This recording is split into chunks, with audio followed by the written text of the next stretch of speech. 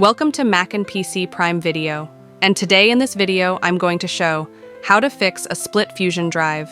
If your Fusion drive appears as two drives instead of one in the Finder, it's no longer working as a Fusion drive. Here's how to fix it. If using macOS Mojave or later, start up from macOS Recovery or USB boot. When you see the Utilities window in Recovery, choose Utilities greater than Terminal from the menu bar.